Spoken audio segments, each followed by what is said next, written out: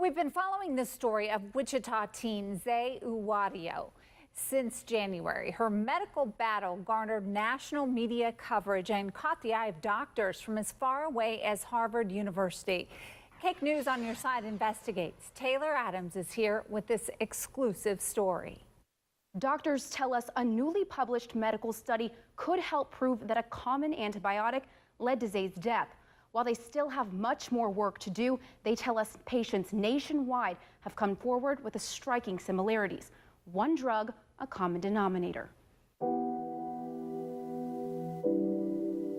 It's been very painful. I don't want to die. They're words no child should utter, and no parent wants to hear. But my God, she had so much potential too. Like, she just had this brilliant mind. Bree Kirshen's daughter, Zay Uwadio, was a bright and healthy teenage girl until the day she went to the doctor for a urinary tract infection. She was experiencing such severe pain going into the office, she almost fell down in the parking lot. The antibiotic doctors prescribed worked, but new problems emerged, and her mom, a nurse herself, knew her daughter was in trouble. Zay was uneasy. She couldn't get out of bed, and she couldn't breathe, so her mom brought her here to this Wichita emergency room. They said, we can't find a reason for what's happening. We spoke with the pulmonologist at Children's Mercy, and we need to get you there. We're flying now. So we left, and we flew. Dr. Jenna Miller, a pediatric physician, was waiting for Zay when she landed at Children's Mercy in Kansas City. At the beginning, we did a very extensive infectious workup to try to figure out if there was something we could identify and then treat. And we never found anything. Days, weeks, and even months passed. Zay's life support so extensive, national media picked up her story, catching the eye of Dr. Martin Taylor of Harvard University. My wife saw the story of Zay on the news and said, doesn't this sound a lot like your patients? My patients had both been exposed to the drug Bactrum. Doctors originally prescribed Zay Bactrum, and while her pharmacy gave her a generic version manufactured by Vista Pharmaceuticals, doctors say the generic is interchangeable with the brand name. Harvard doctors had been studying the effects of Bactrum and its generic equivalents in patients who'd become sick. They noticed a disturbing similarity. The lining of their lungs was gone. This was a pattern that was very striking because normally, something that was supposed to be there was just not there. Doctors from Children's Mercy published a study in the Journal of the American Academy of Pediatrics. They studied 5 previously healthy young patients. Of the 5 patients in the study, 2 died. 4 were considered for organ transplants, and all experienced lung failure. I think without Zay and Bree, there is no possibility in my mind that we would have found all these cases and put them together. The CEO of Vista Pharmaceuticals, Dr. Jay Ali, told us that his company is one of many drug companies that make generic Bactrum, and that this is one of many reactions that can occur. It's unfortunate to hear the little girl's disease. This is one of those severe adverse reactions that they're talking about for any drug molecule. Little consolation to a child on life support. To keep myself going, I just tell myself nothing lasts forever. And I'm gonna get home eventually. And Zay did. After 457 days in the hospital, she returned home to Wichita to a crowd of friends and family.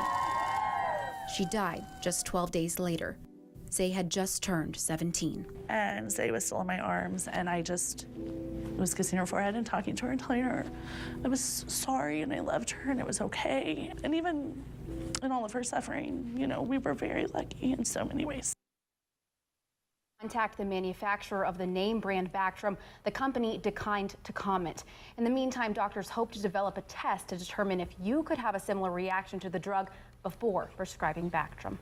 Oh, this is just heartbreaking to see that. And I know Bactrum's prescribed a lot. So what should we as patients know?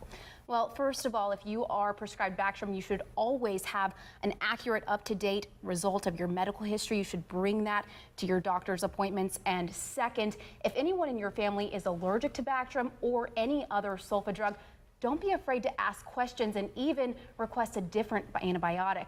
Most importantly, if you ever feel ill or if you develop any new symptoms while taking the medication, stop immediately and contact your doctor. All right, Taylor Adams for us tonight. I know a lot of digging went into the story. Well put together.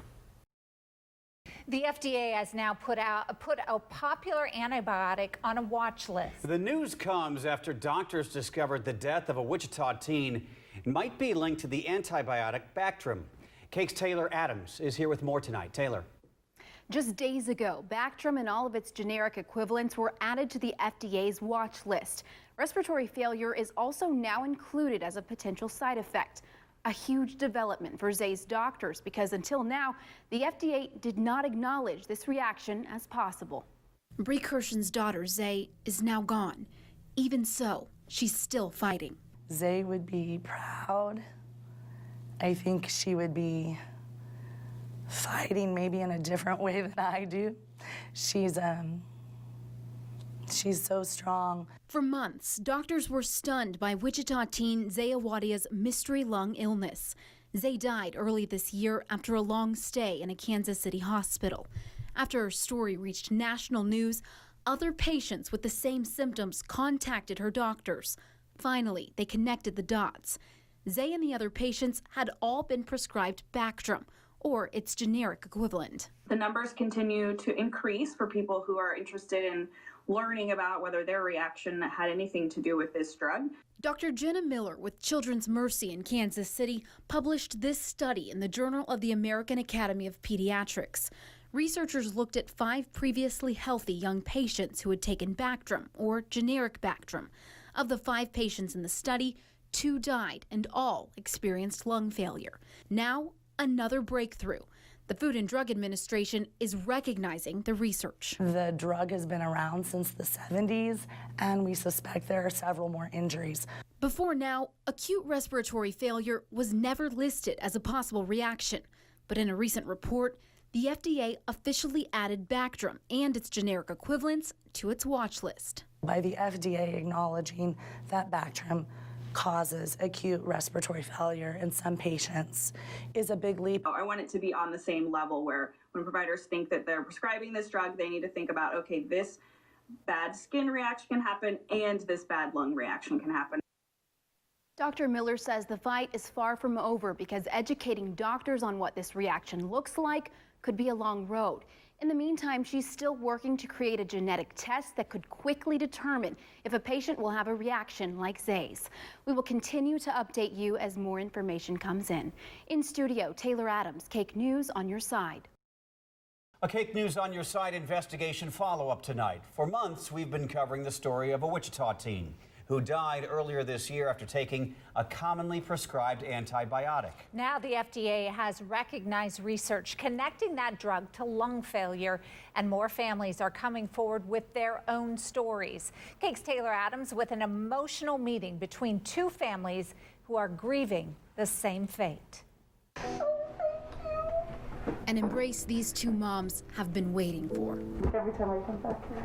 Before this day, Bree Kirshen and Amy Caldwell had never met, but they have more in common than you would believe. So we entered the hospital when she was 15, and we left right before her 17th birthday. I had her in ER, urgent care, or her primary care doctor, I think 6 times. Both nurses and mothers of 2 young girls.